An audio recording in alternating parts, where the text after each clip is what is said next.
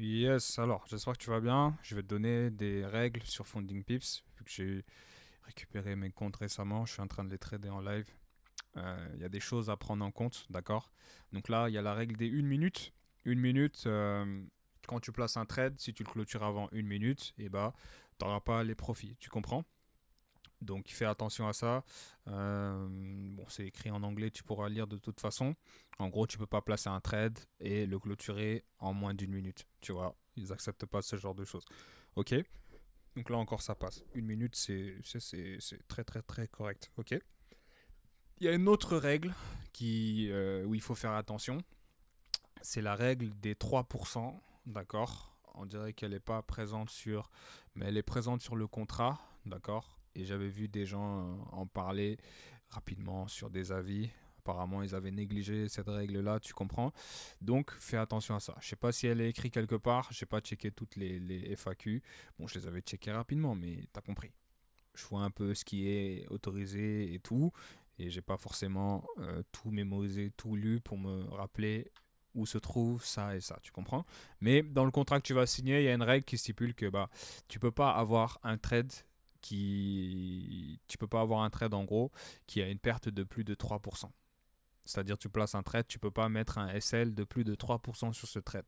Si tu as un trade que tu places et qui te fait perdre plus de 3%, eh bah, ça va constituer une violation de la règle. Tu comprends? Donc prends en compte ce que je viens de te dire. La règle des 1 minute, la règle des 3% par trade. En gros, tu ne peux pas placer un trade avant un SL de 3%. Tu ne peux pas placer également 3 trades en achat sur un même actif. Tu as 3 trades en achat sur l'or et avoir un SL de plus de 3% au cumul des 3 trades. Tu as compris? En gros, si tu as un trade SL 2%, un autre SL 0,5%, ça fait 2,5, et tu as un autre trade SL 1%, ils sont tous en achat sur un seul actif. Si tu te fais SL sur les 3, tu perds le compte. Tu comprends? Parce que tu auras un SL beaucoup trop gros. T'as compris? Parce que quand tu places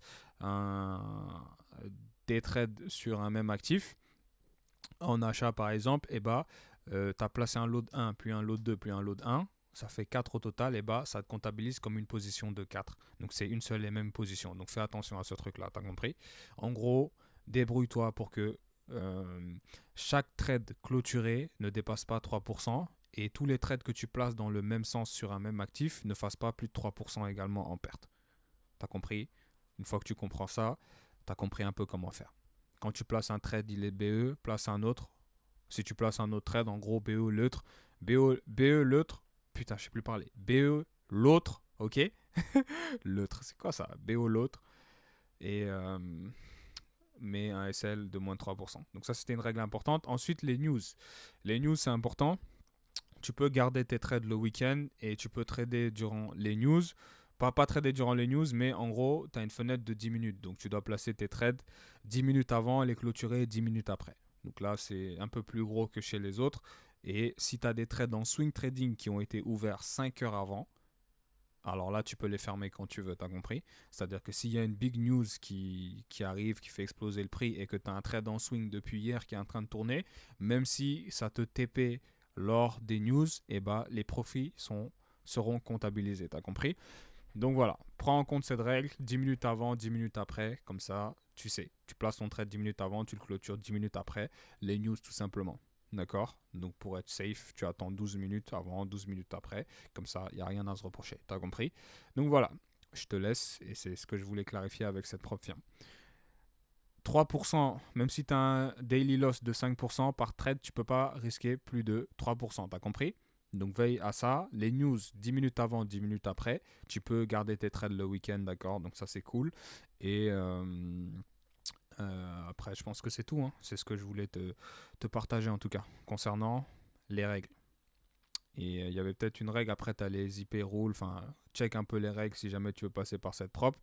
Mais sur le fond des comptes, c'est un peu ça. Et voilà, tu peux pas laisser tes trades moins de 1 minute, tu peux pas les clôturer moins de 1 minute, t'as compris?